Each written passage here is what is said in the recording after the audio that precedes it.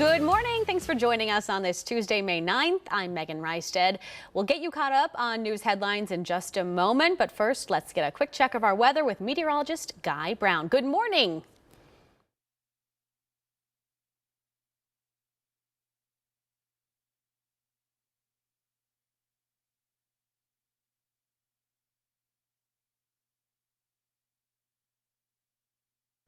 All right, Guy, thank you. Breaking in the last few hours out of Minneapolis, a deadly motorcycle crash shuts down traffic on 26th and Hiawatha Avenue. This happened just before 2 this morning. Now, we have reached out to police to learn more information, and our CC Gaines is currently heading out there right now. She'll have the latest details coming up at 5. Right now, a plea for help to find the person who killed a St. Paul father and hockey coach.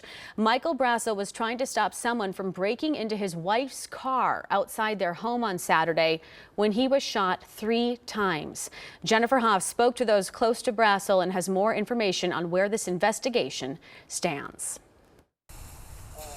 On a quiet St. Paul Street, neighbors come together, staying busy, perhaps to ward off the sadness lingering with the sunshine. Michael, like many people in this neighborhood, grew up here. He was somebody that I certainly looked up to. To many people, Michael Brasso was many things. Above all, he was a husband and a father. When it comes to parenting, he was just so devoted. In a new statement, Brasso's wife Hillary wrote that he deserves justice for the life that he was robbed of. A GoFundMe for his family has raised more than $133,000 so far. This morning, investigators are trying to figure out what caused a deadly crash in Moorhead, killing a local MMA fighter. 21-year-old Shaylee Lip of Breckenridge was killed yesterday after a 2-car collision on 94. The state patrol says Lip was not wearing a seatbelt. She was a standout high school athlete making a name for herself as a mixed martial arts fighter. A memorial fund to help Lip's family has currently been set up at the United Community Bank in Perham. In just hours, we are expecting to learn details on the funeral arrangements for Deputy Katie Lysing. The St. Croix County deputy was shot and killed during a traffic stop over the weekend. And those who knew her say she had a contagious smile, loved her family, and was a great deputy. Her and I bonded together over our love for the outdoors. She liked to hunt, so in the fall we'd tell stories about what we were hunting and where we were going. And I know for her, like me, it was more than just getting out and hunting. It was the quality time spent with people she cared for. Lysing was 29 years old and leaves behind a partner and a baby. She is the 4th law enforcement officer killed in Minnesota and Wisconsin in the last month. St. Croix County leaders say this is the man who shot Deputy Lysing, 34-year-old Jeremiah Johnson. Now, we found complaints documenting his criminal history, showing he did time for rape in 2015. He was also convicted of violating a no-contact order in 2014 and a second-degree assault with a dangerous weapon in 2007. And this morning, there's a greater police presence in Dinkytown after a chaotic and violent weekend. Tonight, a safety meeting is planned for people who live in that area. And as the city of Minneapolis and police promise to do more to ensure safety, Lou Burgoose takes a closer look at that safety plan. Definitely when the sun goes down. Yeah, it's unsafe. It's not just parents of students with concerns. I don't tell my mom everything so she doesn't worry about me.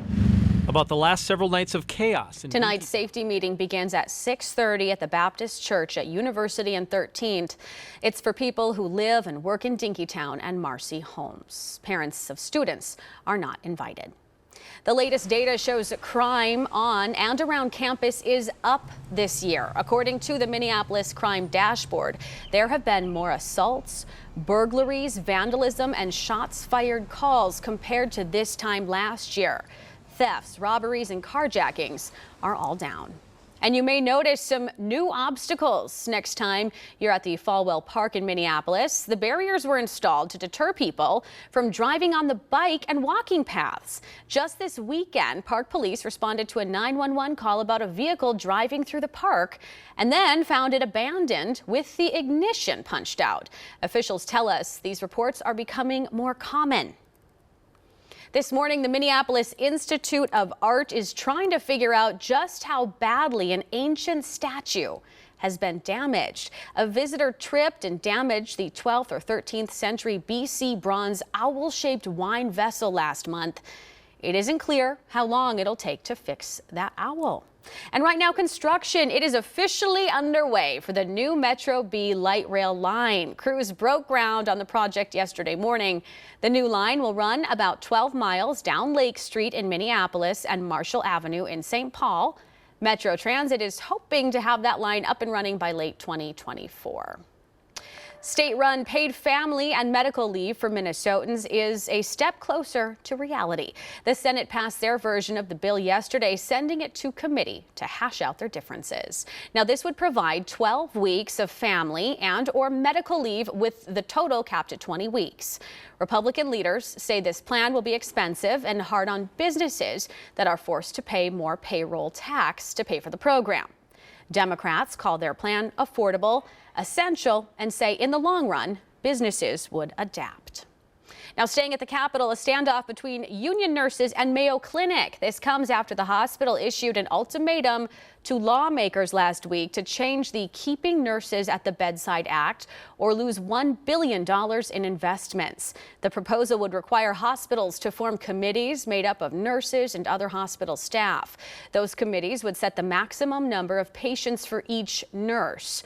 The goal, to reduce burnout and retain staff. Mayo has raised concerns about the committees and is also calling for a provision that would set spending targets for hospitals to be cut. It is completely unethical for Mayo, a non-profit corporation, to attempt to override democracy and disrupt the legislative process at the last minute with what are essentially blackmail tactics. This is a compromise bill. It is a well thought out, reasonable bill that will keep nurses at the bedside and make sure that all patients across Minnesota are safe.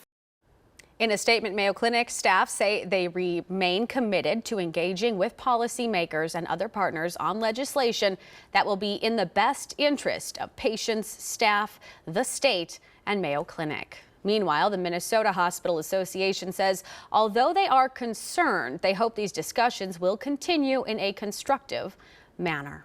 Still ahead, new rules for flying in about 2 minutes, how this could make it easier for travelers dealing with delays and cancellations. Plus, a St. Paul favorite is making big moves this year. At 4:50, hear how the owners of Pimento Jamaican Kitchen are expanding their restaurant. And first, here's Guy with a look at our weather.